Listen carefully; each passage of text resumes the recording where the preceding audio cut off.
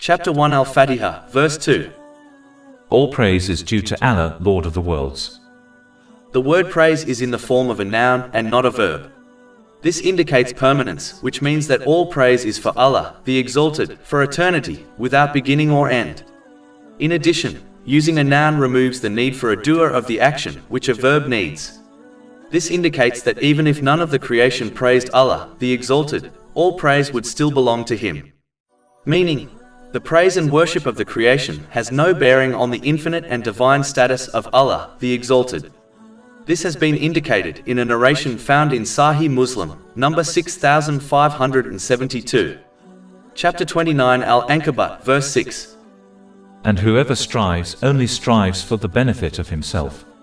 Indeed, Allah is free from need of the worlds. All of this indicates the importance of avoiding pride when one praises and worships Allah, the Exalted. A Muslim must understand the fact that their praise of Allah, the Exalted, only benefits themselves, and Allah, the Exalted, has no need for it. In addition, the main verse reminds a Muslim that anything praiseworthy found within themselves or within the rest of creation has been granted by none other than Allah, the Exalted. Therefore all praise returns and solely belongs to Him. Recognizing this truth also prevents one from the deadly sin of pride, an atom's worth of which is enough to take one to hell. This has been warned in a narration found in Sahih Muslim, number 265. Finally, pride is also avoided when one understands that the inspiration, knowledge, strength and opportunity to praise Allah, the Exalted, comes from Him. All four reasons for praise are found within Allah, the Exalted, innately, and anyone who possesses any of them only does so as Allah, the Exalted, granted it to them. Therefore, He alone is worthy of praise. The four reasons are: the praised one is full of perfection in respect to characteristics and attributes while being free from any shortcomings. The praised one has done a favor to another, and the praise they receive is therefore gratitude. The who one praises hopes for a favor from the one they praise. Finally, the praised one possesses qualities which demand praise, such as might and power. A person does a favor to others as they are always seeking some sort of return from them or from another, whether this return is divine reward, praise from people, repaying a favor, or protecting themselves from being labeled a miser. The one who seeks a return for the things they do is therefore not a benefactor, and therefore does not really deserve praise, as their intention is not free of desiring a return for the favors they do. Whereas Allah, the Exalted, does not grant the creation countless and continuous blessings for any of these reasons. The reason is indicated in the previous verse, namely, because He is the most compassionate and most merciful. Chapter 1 Al-Fatihah, verse 1. In the name of Allah, the most compassionate, most merciful. Allah, the Exalted, gains no benefit in granting blessings to the creation and is therefore the only one worthy of praise. In addition, the main verse indicates the first step to adopting real belief in Allah, the Exalted, namely, showing gratitude to Allah, the Exalted, for the countless and continuous blessings He grants a person. Chapter 14 Ibrahim, verse 34. And if you should count the favor, i.e., blessings of Allah, you could not enumerate them. Indeed, mankind is generally most unjust and ungrateful. The Holy Quran often uses belief in Allah, the Exalted, and showing gratitude to Him synonymously. Meaning, one cannot obtain true belief in Allah, the Exalted, until they practically show gratitude to Him. Chapter 2 Al-Baqarah, verse 152. So remember me, I will remember you. And be grateful to me, and do not deny me. True gratitude is when one always adopts a good intention to please Allah, the Exalted, in all their speech and actions. They do not desire nor demand gratitude from people. Gratitude involves speaking what is good or remaining silent. Finally, it involves using every blessing one has been granted in ways pleasing to Allah, the Exalted, according to the teachings of the Holy Quran and the traditions of the Holy Prophet Muhammad, peace and blessings be upon him. These are conditions required for one to gain more blessings from Allah, the Exalted, conditions which go beyond the few obligatory duties of Islam. Chapter 14 Ibrahim, verse 7. And remember when your Lord proclaimed, if you are grateful, I will surely increase you in favor. Chapter 1 Al-Fatihah, verse 2. All praise is due to Allah, Lord of the worlds. When one accepts Allah, the Exalted, as their Lord, it means they have accepted to both worship and obey Him. Worshipping includes the rituals and practices commanded by Allah, the Exalted, and obedience includes using the blessings one has been granted, such as one's time, in ways pleasing to Allah, the Exalted. This will ensure they will live in a way pleasing to Allah, the Exalted, such as earning wealth in a lawful manner. Unfortunately, some Muslims are good at worshipping Allah, the Exalted, such as the 5 obligatory daily prayers, but refuse to obey Allah, the Exalted, in their day-to-day activities. This attitude contradicts accepting Allah, the Exalted, as one's Lord, as a Lord is both worshipped and obeyed. In addition, as Allah, the Exalted, alone is the Creator, Sustainer, and Ruler of the creation, it does not make sense to disobey Him while aiming to please oneself or others. As Allah, the Exalted, has complete control over the creation, including one's heart, the station of peace, He alone decides who obtains peace and well-being in both worlds. It does not take a scholar to determine that one will not obtain peace and success in both worlds through his disobedience. Chapter 20 Taha, verse 124. And whoever turns away from my remembrance, indeed he will have a depressed, i.e. difficult life, and we will gather, i.e. raise him on the day of resurrection blind. Whereas, the one who strives to obey Allah, the Exalted, by using the blessings they have been granted in ways pleasing to Him, will obtain peace and success in both worlds. Chapter 16 And now, verse 97. Whoever does righteousness, whether male or female, while he is a believer, we will surely cause him to live a good life, and we will surely give them their reward in the hereafter according to the best of what they used to do. If someone is not pleased with his lordship, even though they gain nothing but benefit from it, then they should try to find a land not ruled by him. When one observes nature within the heavens and the earth, they will notice peace and balance. For example, the water cycle is perfectly balanced to ensure the creation are provided with water according to their needs. One will see a balance between the rising and setting of the sun, which allows people to tell time, schedule their activities easily, and rest during the night.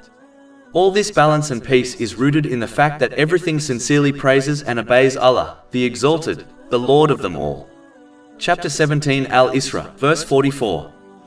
The 7 heavens and the earth and whatever is in them exalt Him. And there is not a thing except that it exalts Allah by His praise, but you do not understand their way of exalting. This indicates that when a person joins in with the rest of creation in praising Allah, the Exalted, then they too will obtain a balanced state of mind and body. This balance leads to peace of mind and body for an individual, and general peace and well-being for the whole society. Praising Allah, the Exalted, involves obeying Him through one's intention, speech and actions, by using the blessings they have been granted in ways pleasing to Him. Chapter 1 Al-Fatihah, verse 2. All praise is due to Allah, Lord of the worlds. This verse removes the validity of worshipping the creation. This is because someone only worships something from the creation, because of the beauty and quality found within it. But this beauty or quality is not innately found within the created entity. It has instead been granted it by none other than Allah, the Exalted. Therefore, the created object which possesses praiseworthy qualities is not worthy of worship. Only the one who created the entity and granted these qualities to it, namely, Allah, the Exalted, is. Even though all praise and gratitude belongs solely to Allah, the Exalted, it does not mean one should not show gratitude to someone else. In fact, the Holy Prophet Muhammad, peace and blessings be upon him, has advised in a narration found in Jami at-Tirmidhi, number 1954, that the one who does not show gratitude to people cannot be grateful to Allah, the Exalted. This is because Allah, the Exalted, uses the creation as a means to deliver blessings to people, such as one's parents. Therefore, showing gratitude to these means is showing gratitude to the source of the goodness, namely, Allah, the Exalted. One must therefore show gratitude to people according to their means, for any help or aid they offer them, even if it is only a supplication on their behalf. This has been advised in a narration found in Imam Bukhari's Adab al-Mufrad, number 216. So showing gratitude to the creation is an aspect of showing gratitude to Allah, the Exalted, which in turn leads to an increase in blessings. Chapter 14 Ibrahim, verse 7. And remember when your Lord proclaimed, "If you are grateful, I will surely increase you in favor." As Allah, the Exalted, is the Lord of the worlds, He must always be obeyed and never disobeyed. A Muslim must therefore only show obedience to others if it is rooted in the obedience of Allah, the Exalted, such as obeying the Holy Prophet Muhammad, peace and blessings be upon him. Chapter 4 An-Nisa, verse 80. He who obeys the Messenger has obeyed Allah. Acknowledging the lordship of Allah, the Exalted, includes accepting one's servanthood to Him. This in itself is a clear indication that a Muslim must not decide their own way of life, but they must simply adhere to the direction and guidance granted to them by their Lord, Allah, the Exalted. It is hypocritical to verbally declare one's servanthood to Allah, the Exalted, and then ignore this practically by failing to adhere to the code of conduct given to them by their Lord and Master. Chapter 1 Al-Fatihah, verse 2. All praise is due to Allah, Lord of the worlds. As Allah, the Exalted, is the Lord of the worlds, it means that He created and owns the creation. When a Muslim understands that they and every blessing they have been granted is the property of Allah, the Exalted, it becomes easier to use the blessings they have been granted in ways pleasing to their Lord and Owner. People often misuse the blessings they have been granted, as they falsely believe these blessings were earned by them and therefore belong to them. But the main verse corrects this false belief so that one understands that they must use the blessings they have been granted in ways pleasing to their true owner. This is similar to how a person only uses the item they borrow from someone else in ways pleasing to the owner. When one behaves in this manner, they will enjoy the worldly blessings they have been granted and find peace of mind and body through them in both worlds, as they have truly remembered the owner of all blessings, Allah, the Exalted. Chapter 13 Ar-Ra'd, verse 28. Unquestionably, by the remembrance of Allah do hearts find peace. In addition, when one reflects over the heavens and the earth, they will clearly observe the oneness and lordship of Allah, the Exalted. For example, if one reflects over the day and night and how perfectly in sync they are, they will understand that this is not a random event, meaning there is a force which ensures this perfect synchronization. The earth is at a perfect distance from the sun. If the earth was further or closer to the sun, it would not be inhabitable. Similarly, the water cycle, which involves the condensation of evaporated water from the sea and oceans in order to produce acid rain, which in turn is neutralized by the mountains and rocks, is a perfectly balanced cycle. Meaning, it cannot happen by chance. The earth was created in such a balanced way so that a weak seed can grow and penetrate through it in order to provide plants, crops and vegetation, yet the same earth is strong enough to support the construction of heavy buildings. The ocean has the perfect density to allow ships to sail on top of them, while allowing sea life to exist within them. All these and many other phenomena within the heavens and the earth cannot be random. In addition, if one reflects over the perfect timing and synchronization of the day and night, they will clearly understand that it indicates that there is only one God, namely Allah, the Exalted. If there were more than one God, each God would command the night and day to occur according to their own will. This would lead to utter destruction, as one God may will the sun to rise, whereas another God may will the night to continue. The uninterrupted and perfect system found within the heavens and the earth proves there is only one God, namely Allah, the Exalted. Chapter 21 Al-Anbiya, verse 22. Had there been within them, i.e. the heavens and earth gods besides Allah, they both would have been ruined. Just like a land cannot have two kings, as they would undoubtedly fight for ultimate control and power, neither can more than one God exist. Besides, the very definition of a God is that they are the supreme, ultimate and unrivaled deity. If there was more than one, neither of them would be a God, as the true definition of God can only apply to one. Chapter 17 Al-Isra, verse 42. Say, if there had been with him other gods as they say, then they each would have sought to the owner of the throne away. And chapter 23 Al-Mu'minun, verse 91. Allah has not taken any son, nor has there ever been with him any deity. If there had been, then each deity would have taken what it created, and some of them would have sought to overcome others.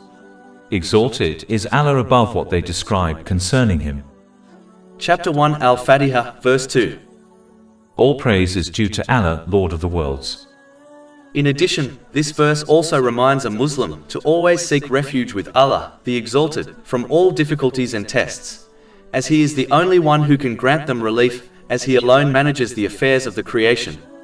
Chapter 65 at Talaq, verse 2. And whoever fears Allah, He will make for him a way out. Gaining this refuge involves sincerely obeying Him, by using the blessings He has granted one in ways pleasing to Him, as outlined in the Holy Quran and the traditions of the Holy Prophet Muhammad, peace and blessings be upon him.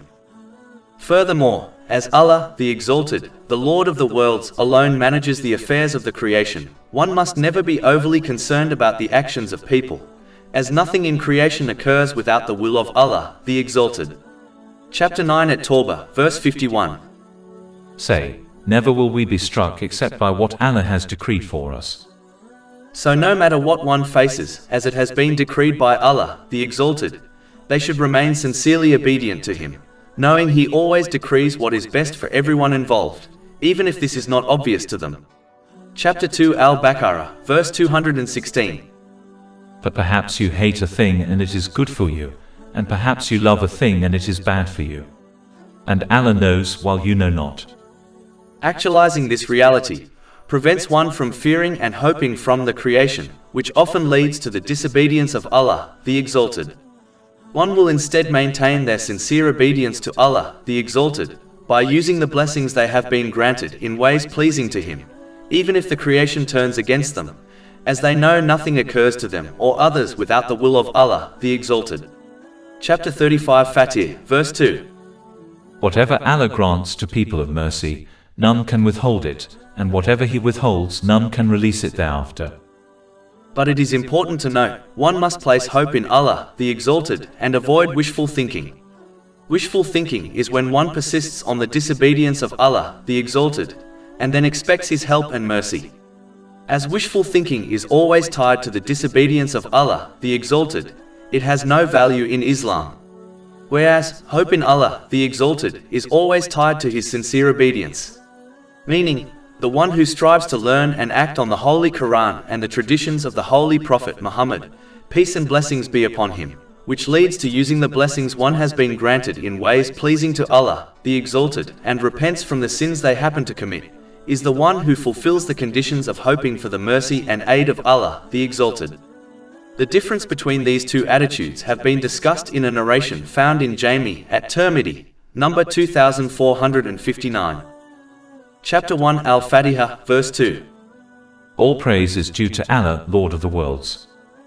As the term Lord involves sustaining and maintaining, one must understand that Allah, the Exalted, has not created the world and then abandoned it. Just like a wise and just king would not allow his subjects to disobey him and break his laws without holding them accountable, neither will Allah, the Exalted, the Lord of the worlds. Just because one does not see the immediate consequences of disobeying Allah, the Exalted, it does not mean there are no consequences. In most cases, the consequences do occur during one's lifetime, but because of ignorance or the fact that they are often subtle, one does not realize and recognize them. Whereas, the consequences of one's actions will be made clear on the Day of Judgment. Therefore, one should take the respite Allah, the Exalted, grants people in order to sincerely repent from their wrongdoing before they are punished in this world and in the next. Chapter 16 and now, verse 61. And if Allah were to impose blame on the people for their wrongdoing, He would not have left upon it, i.e. the earth, any creature, but He defers them for a specified term. And when their term has come, they will not remain behind an hour, nor will they precede it. Finally, the Holy Quran begins praising Allah, the Exalted, and the chapter of life connected to this world will end with His praise also. Chapter 10 Yunus, verse 10. And the last of their call will be, Praise to Allah, Lord of the worlds. As the beginning and end is connected to praising Allah, the Exalted, it indicates everything in between should also be connected to His praise and thanks. Meaning, the purpose of life in this world is to praise Allah, the Exalted. This is achieved when one uses the blessings they have been granted in ways pleasing to Him, as outlined in the Holy Quran and the traditions of the Holy Prophet Muhammad, peace and blessings be upon him. This will ensure one fulfills the rights of Allah, the Exalted, and people correctly. This will lead to a praiseworthy and blessed life in both worlds. Chapter 16 and now, verse 97. Whoever does righteousness, whether male or female, while he is a believer, we will surely cause him to live a good life, and we will surely give them their reward in the hereafter according to the best of what they used to do. Whereas, the one who fails to fulfill this purpose is similar to the employee who gets fired after they failed to fulfill their duties at work. The one who gets fired from their work only loses their job, but the one who gets dismissed by Allah, the Exalted, will lose peace of mind and success in both worlds, irrespective of how much worldly blessings they manage to accumulate and enjoy, as their worldly success will become a source of their stress and anxiety in both worlds. Chapter 9 at Tawbah, verse 82. So let them laugh a little, and then weep much as recompense for what they used to earn. And chapter 20 Taha, verses 124 to 126. And whoever turns away from my remembrance, indeed he will have a depressed, i.e. difficult life, and we will gather, i.e. raise him on the day of resurrection blind. He will say, My Lord, why have you raised me blind while I was once seeing? Allah will say, Thus did our signs come to you, and you forgot, i.e. disregarded them, and thus will you this day be forgotten.